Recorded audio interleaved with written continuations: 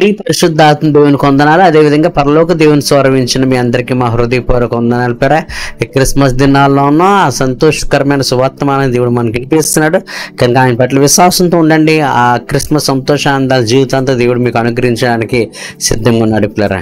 Okay, ఈ రోజు మనకు అనగా మనకు శిశువు పుట్టెను, ఆయన మీద రాజ్యభారం ఉండను, ఆశ్చర్యకరుడు, ఆలోచనకర్త, బలవంతుని దేవుడు, నిత్యుడగు తండ్రి, సమాధానకర్త అనే వాక్యం మనం జ్ఞానం చేసుకుందాం పిల్లరా. ఓకే, ప్రార్థన చేసుకుందాం. ఈ ఉదయకాల సమయంలో వాక్యం ద్వారా అనేక విషయాలు మీరు మాతో మాట్లాడుతూ ప్రతి దినం వాక్యం ద్వారా మమ్మల్ని బలపరుస్తుందుకు నీకు వందనాలు. ఈ దినం కూడా వాక్యం ద్వారా మాతో మాట్లాడి మమ్మల్ని బలపరచమని యేసు నామములో వేడుకొంచున్నాం తండ్రి, ఆమేన్. యెషయా గ్రంథం 9వ అధ్యాయం 6వ వచనం చూసినట్టయితే, యాలి అనగా మనకు శిశువు పుట్టెను, మన కుమారుడు అనుగ్రహింపబడును, ఆయన భుజం మీద రాజ్యభారముండును, ఆశ్చర్యకరుడు, ఆలోచనకర్త, బలవంతుడైన దేవుడు, నిత్యుడగు తండ్రి, సమాధానకర్తగు అధిపతి అని అతనికి పేరు పెట్టబడి యేసు నామమున జరుగును గాక. కనుక పిల్లరా, యాలై అనగా మనకు శిశువు పుట్టెను. రేపటి దాని క్రిస్మస్ పిల్లరా. క్రిస్మస్ అంటే ఏంటంటే అందరూ సంతోషంగా ఆనందంగా ఉన్న రోజు, ఆయన ఆరాధించే రోజు. క్రిస్మస్ అంటే ప్రభువుని ఆరాధించే రోజని మనకి వాక్యం ద్వారా తెలుసుకోవచ్చు పిల్లరా. అయితే ప్రభు ఏ ఉద్దేశంతో పుట్టాడో ఒకసారి ఆలోచించేద్దాం. మనకు శిశువు పుట్టినాం, ఆయన మీద ఏముందంటే రాజ్యభారం ఉందంట. ఈ సృష్టికర్త అయిన ప్రభు మానవుడి రూపంలో ఈ లోకానికి ఈ ఉద్దేశంతో వచ్చాడు పిల్లరా. ఆయన మీద ఒక రాజ్యభారం ఉందంట పిల్లరా. అది ఈ లోక రాజ్యభారం కాదు పిల్లరా. ఈ లోకంలో ఉన్న రాజకీయ నాయకులు ఈ లోకం అధికారం గురించి ఇలా తాపత్రయపడుతూ రకరకాల మోసాలతో, కుట్రలతో, కుతంత్రాలతో అధికారాన్ని చేజిక్కించుకోవడం, తర్వాత వాళ్ళ పాస్తులు పెంచుకోవడానికి వాళ్ళు ప్రయాసపడుతుంటారు పిల్లలు. అయితే యేసు ప్రభు మీద ఉన్న రాజ్యభారం ఈ రాజ్యభారం కాదు పిల్లరా, అది పరలోక రాజ్యభారం పిల్లరా. నా విషయం ఏంటంటే, ఈ లోకంలో సృష్టికర్త దేవునికి దూరం అయిపోయి రకరకాల పాపాల్లో, విగ్రహారాధనకి లేదా సృష్టికర్త దేవునికి దూరంగా వెళ్ళిపోయిన ప్రజలు తిరిగి సృష్టికర్త దేవుణ్ణి వాళ్ళని చేసిన సృష్టికర్త దేవుని తెలుసుకొని పాపక్షమాపణ పొంది ఆ పరలోక రాజ్యంలో తరతరాల్లో యుగయుగాలు ఉండాలి అనే ఉద్దేశంతో సృష్టికర్త దేవుడు మానవ రూపంలో లోకానికి వచ్చాడు. అందుకే ఆయన మీద రాజ్యభారం ఉంది. రాజ్యభారం అంటే అది పరలోక రాజ్యభారం పిల్లరా. ఈ ప్రజలు, ఈ సృష్టిలో ఉన్న ప్రజలందరూ ఆయన చేసిన బిడ్డలు కాబట్టి ఆయనకు దూరమైన బిడ్డలు తిరిగి ఆ సృష్టికర్త దేవుని తెలుసుకొని ఆయన కాచిన రక్తం ద్వారా పాపక్షమాపణ పొంది ఆయన బిడ్డలుగా నరకం నుంచి మనం తప్పించబడి ఆ తండ్రితో తరతరాలు యుగాలు ఆ పరలోక రాజ్యంలో ఉండాలనేదే ఆ తండ్రి కుమార పరిశుద్ధాత్మ దేవుని యొక్క చిత్తం. అదే ఆయన రాజ్యభారం. ఆయన రాజ్యభారం పరలోక రాజ్యభారం కానీ ఈ లోక రాజ్యభారం కాదు పిల్లరా. అందుకే ఆ పరలోక రాజ్యభారం గురించే నశించిపోతున్న బిడ్డల్ని రక్షించి ఆయన రాజ్యంలోకి, ఆ పరలోక రాజ్యం చేర్చాలనే ఉద్దేశంతోనే ఆయన ఈ లోకానికి వచ్చాడు. అందుకే లూకా సువార్త 19వ అధ్యాయం అంటాడు కదా, నశించిన దాన్ని వెదకి రక్షించుటకు క్రీస్తు యేసు ఈ లోకానికి వచ్చినని. ఎందుకు వచ్చాడు పిల్లరా? నశించిన దాన్ని వెదికి రక్షించుటకు యేసు ప్రభు ఈ లోకానికి వచ్చాడు పిల్లరా. చాలాసార్లు మనం ఏం చేస్తామంటే, నశించిపోతున్న ఏదైనా ఒక వస్తువు పోయిందనుకోండి, అది మనకు కనబడిపోతే అది దొరికేదాకా మనం ఏం చేస్తామంటే వెతుకుతాం పిల్లరా. అంటే పోయిందని వదులుకోం, అది దొరికేదాకా వెతుకుతాం. ₹1 పోయిందనుకోండి, లేదా ₹100 పోయిందని వదిలేం. అది దొరికేదాకా మనం ఏం చేస్తామంటే దాని గురించి మనం వెతుకుతానే ఉంటాం. అందుకే దేవుడు ఉపమానం చెప్తాడు, ఎవరికైనా 100 గొర్రెలు ఉంటే ఒక గొర్రె తప్పిపోతే ఆ తప్పిపోయిన గొర్రె దొరికేదాకా అని వెతకడా అని. అలాగే ఈ పిల్లల లోకం దేవుడికి దూరం అయిపోయిన ఈ మనుషులు పాపానికి బానిసలైపోయి నరకానికి వెళ్ళిపోయే తన బిడ్డలు అలా పాపానికి దాసులు కాకూడదని, నరకానికి వెళ్ళకూడదని, పాపక్షమాపణ కలిగి చేసి నరకం తప్పించి పరలోక రాజ్యంలో తండ్రితో పాటు ఈ మనుషులందరూ ఉండాలనే ఉద్దేశంతోనే సృష్టికర్త దేవుడు ఈ లోకానికి వచ్చాడు పేర. అందుకంటే నశించిన దాన్ని వెదికి రక్షించుటకు క్రీస్తు లోకానికి వచ్చినాం. ఎందుకోసం వచ్చాడు పేర? నశించిపోయిన వారిని వెదికి రక్షించి నరకం తప్పించి పాపక్షమాపణ కలుగు చేసి నరకం తప్పించి పరలోక రాజులు ఆయనతో పాటు ఆయన ఈ మనుషులందరినీ తనతో తరతరాలు యుగాలు ఆ బంగారు వీధులతో వజ్రవరీలతో వచ్చిన పరలోక రాజ్య పట్టులో ఆ ప్రభుతో పాటు మనం ఉండాలని ఉద్దేశంతోనే ప్రభు ఈ లోకానికి వచ్చాడు పిల్లరా. అందుకే లూకా సువార్త 15 అధ్యాయంలో కూడా వాక్యం చూసినట్టయితే ఎలా ఉంటుంది అంటే అండి, ఆయన సమస్తమైన శుంకరులతో పాపులతో ఉంటాడు. ఆ సమస్తమైన శుంకరులు అంటే అన్ని రకాల పాపులు, సమస్తమైన శుంకరులు పాపులతో కూడా ఉంటే సహస్రులు పరిశైలు ఇచ్చుకుంటారట. ఏంటి ఈయన శుంకరులతో పాపులతో ఉంటున్నాడు అని చెప్పేసి. అయితే ఎందుకు శుంకరులతో పాపులతో ఉంటున్నాడు? ఆయన ప్రభు అంటే నీతిమంతులకు రాలేదు కానీ అనీతిమంతుల కొరకే నేను వచ్చానని చెప్పేసి. రోగులకే వైద్యుడు కావాలి కానీ ఆరోగ్యం గల వారికి కావాలని. కానీ ప్రభు వచ్చింది ఏంటంటే, దారి తప్పిపోయినా, సృష్టికర్త దేవునికి దూరం అయిపోయినా, పాపాలు వ్యసనాలు ఉన్న వాళ్ళని తిరిగి ఆయన తండ్రి దగ్గరికి చేర్చాలనే ఉద్దేశంతోనే యేసు ప్రభు, సృష్టికర్త దేవుడైన ప్రభు ఈ లోకానికి వచ్చాడు పిల్లలు. కనుక ఆయనకు కావాల్సింది ఎవరు? నశించిపోయే వాళ్ళు కావాలి, పాపాలు ఉన్న వాళ్ళు కావాలి, దేవునికి దూరం అయిపోయిన వాళ్ళు కావాలి. అటువంటి వాళ్ళందరినీ రక్షించి పరలోక రాజ్యం చేర్చడానికి ఆయన ఈ లోకానికి వచ్చాడు. కనుక ఆయన పైన ఏముందంటే రాజ్యభారం ఉంది పిల్లరా.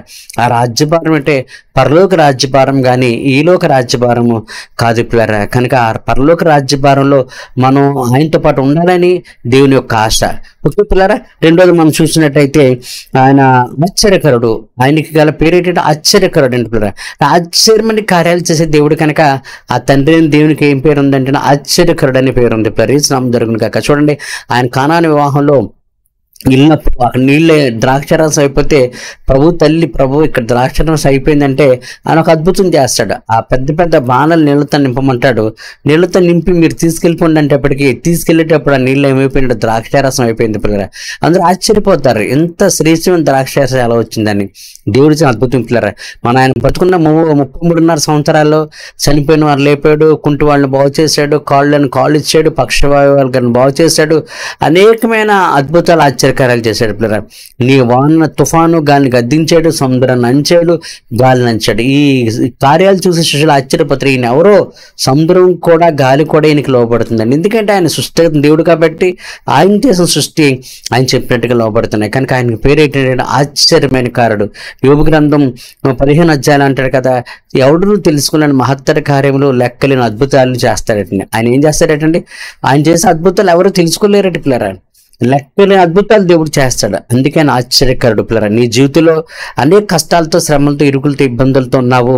ఆ కష్టాలు, ఇరుకులు, ఇబ్బందులు ఎలా పోతాయి నువ్వు అనుకుంటున్నావు?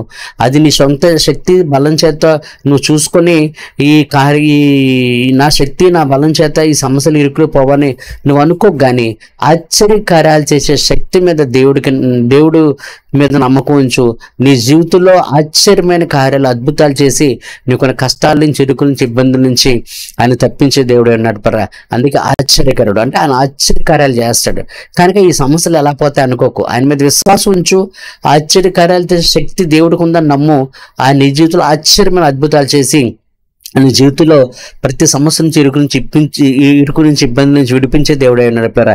తర్వాత మూడోది మనం చూసిన ఆలోచనకర్త. ఆయన ఎవరంటే ఆలోచనకర్త అంటే పిల్లరా, ఆలోచన చెప్పేటువంటి దేవుడు ఆయన. మనకు చాలా సమస్యలు, చాలాసార్లు ఆలోచన ఎప్పుడు అవసరం ఉంటుంది పిల్లరా. ఏదైనా ప్రాబ్లం వచ్చినప్పుడు మనకు ఆలోచన చేస్తాం. అయితే అవి మన జ్ఞానం మీద ఆధారపడి ఉంటుంది మన ఆలోచనలు.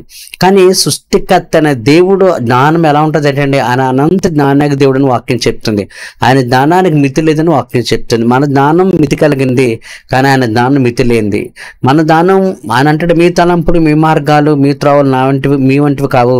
భూమి కంటే ఆకాశం ఎంత ఉన్నతంగా ఉందో మీ తలంపుల కంటే నా తలంపులు, మీ ఆలోచనల కంటే నా ఆలోచనలు, మీ మార్గం కంటే నా మార్గాలు ఆకాశం ఇంత ఎత్తైన స్థితిలో ఉన్నాయని వాక్యం చెప్తుంది. కనుక మన జ్ఞానం కంటే దేవుని జ్ఞానం చాలా ఎక్కువ. మన ఆలోచన కంటే దేవుడు ఆలోచన ఆకాశం అంత ఎత్తైన స్థితిలో ఉంటాయి. కాబట్టి పిల్లరా, ఏదైనా ప్రాబ్లం వస్తే నీ ఆలోచనతో నువ్వు ఆలోచన చేయడం కంటే నువ్వు దేవుడిని అడగాల ఆలోచన. కీర్తన 32:8 అంటాడు, నీ మీద దృష్టి పెట్టి నీకు ఆలోచన చెప్తాను. దేవుడు మన దృష్టి పెడతాడంటే పిల్లలు మనకు ఆలోచన చెప్తాడంట. కనుక అందుకే దావీదు అంటాడు, నాకు ఆలోచన కర్తని యెహోవాను స్తుతించుదని అంటాడు. కీర్తన 73:24 అంటాడు, నీ ఆలోచన చేత నన్ను నడిపించదు. కనుక ఈ దినాల్లో పిల్లరా, ఈ లోకంలో మనుషులు ఏదైనా శ్రమలు వస్తే మనం ఎలా బయటకు రావాలని ఆలోచన చేస్తాం. అయితే శ్రమలు వచ్చినప్పుడు ఎలా రావాలని నువ్వు ఆలోచన చేయకుండా ప్రభు శ్రమలు ఎలా వచ్చినాయి, నువ్వు ఏ ఆలోచన చెప్పి నడిస్తే ఈ సమస్యను అధిగమిస్తాను అని ప్రభువుని అడిగినప్పుడు తప్పకుండా ఆయన శ్రేష్టమైన ఆలోచన ఇస్తాడు. ఎందుకంటే భూమి కంటే ఆకాశం ఎంత ఉన్నతంగా ఉందో నీ ఆలోచనల కంటే నా ఆలోచనల కంటే దేవుడు ఆలోచనలు అంత ఉన్నతంగా ఉంటాయి. కనుక అంత గొప్ప ఆలోచన నీకు చెప్పి ఆ సమస్య నుంచి ఎలా బయటకు రావాలో దేవుడు దారి చూపుతాడు పిల్లరా. అందుకే దేవుడు అంటాడు, నీ మీద దృష్టి పెట్టి నీకు ఆలోచన చెప్తాను. దావీదు జీవితంలో చూడండి, ఆయన అనేక ప్రాబ్లమ్స్ వచ్చినప్పుడు ప్రతిసారి దావీదు దేవుని అడుగుతాడు, ప్రభా ప్రాబ్లం ఎలా వచ్చింది, ఇప్పుడు నేను ఏం చెయ్యాలని. అప్పుడు దేవుడు అడిగినప్పుడు దావీదుకి దేవుడు మంచి ఆలోచన చెప్తాడు. ఏం ఆలోచన అంటే ప్రతి సమస్య నుంచి ఎలా రావాలో ఆయనకు చెప్పినప్పుడు, దేవుడు చెప్పిన ఆలోచన చెప్పి నడిచినప్పుడు దావీదు అన్ని విషయాలు విజయాలు పొందాడు. పిల్లరా, దావీదు చేసిన యుద్ధాలు బైబిల్ ఎవరు చేయలేదు, కానీ ప్రతి యుద్ధంలో అతనికి విజయం వచ్చింది కానీ అపజయం రాలేదు. కారణం ఏంటంటే దేవుడు చెప్పిన ఆలోచన చెప్పిన నడిచాడు కాబట్టి. ఈ దినాన్ని నా ప్రియ సహోదరి సహోదరుడా, నీ జీవితం అనేక ప్రాబ్లమ్స్ వస్తాయి. ఆ ప్రాబ్లమ్స్కి నువ్వు ఆలోచన చేయకు, కానీ ఆ ప్రాబ్లం ప్రార్థనలో పెట్టి ప్రభు ఈ సమస్యను ఎలా పరిష్కరించుకోవాలో నాకు ఆలోచన చెప్పు అని అడిగినప్పుడు దేవుడు నీకు ఆలోచన చెప్పి ఆ సమస్యల నుంచి గట్టెక్కించే దేవుడు ఉన్నాడు. అందుకే ఆయనకు ఆలోచనకర్త అని పేరు. ప్రియమైన వారా, తర్వాత మనం చూసినట్టయితే బలవంతుడైన దేవుడు, ఆయనకి మరొక పేరు ఏంటంటే బలవంతుడైన దేవుడు. ఆయన పరిశుద్ధాత్మ దేవుడు, శారీరక శక్తిని ఆత్మ బలాన్ని కూడా ఇచ్చే దేవుడు. బాప్తిస్మ యోహాను యేసు ప్రభులు ఆత్మ బలంతో సువార్త చేశారు. భక్తులందరూ ఆత్మ బలంతో వాళ్ళు సువార్త చేసి విజయాలు సాధించారు. అదేవిధంగా జీవితంలో ముందుకెళ్ళడానికి నీకు నాకు కావాల్సింది ఏంటంటే ఆత్మ బలం కావాలి. ఆత్మ బలంతో ఉన్నప్పుడే ఈ లోకంలో ప్రతి సమస్యను ఎదుర్కొని విజయం పొందుకుంటాం. అట్ ద సేమ్ టైం శారీరక శక్తిని కూడా ఇస్తాడు దేవుడు. మనం చూడండి, సమయంలో న్యాయాధిపతుల గ్రంథం 14వ అధ్యాయంలో ఒక సంవత్సరానికి ఎదురుగా కొదమ సింహం వచ్చినప్పుడు ఆ కొదమ సింహాన్ని చీల్చేస్తాడు పిల్లరా. అలాగే దావీదు ఎలుగుబంటి చేతిలోంచి గొర్రెను రక్షిస్తాడు, సింహం నోటిలోంచి గొర్రెను రక్షిస్తాడు. ఈ బలం ఎలా వచ్చింది? దేవుడు ఆత్మ వాళ్ళని ప్రేరేపించింది పిల్లరా. కనుక అవసరమైతే నువ్వు ఎన్నో పనులు ఉండొచ్చు, నీ శారీరక శక్తి సరిపోదని నువ్వు అనుకోవచ్చు, కానీ దేవుడు నువ్వు ప్రార్థన చేసినప్పుడు ఆయన బలవంతమైన దేవుడుగా నీ శరీరానికి కావాల్సిన బలాన్ని ఇస్తాడు, నీ ఆత్మకు కావాల్సిన బలాన్ని కూడా ఆ ప్రభు ఇస్తాడు పిల్లరా. ఇచ్చి శరీర సంబంధంగా ఆత్మ సంబంధంగా కూడా అనేకమైన విజయాలు దేవుడు నీకు ఇస్తాడు. కనుక ఆయనకి పేరేంటే బలవంతుని దేవుడు. ఆత్మ బలం ఇచ్చే దేవుడు, శారీరక బలం ఇచ్చే దేవుడు. నీకు ఆత్మ బలం లేకపోతే ఆత్మ బలం అడుగు, శారీరక బలం లేకపోతే శారీరక బలం అడుగు, మనోధైర్యం లేకపోతే మనోధైర్యం అడుగు. అందుకే ఆయనకి బలవంతుడైన దేవుడు పిల్లరా.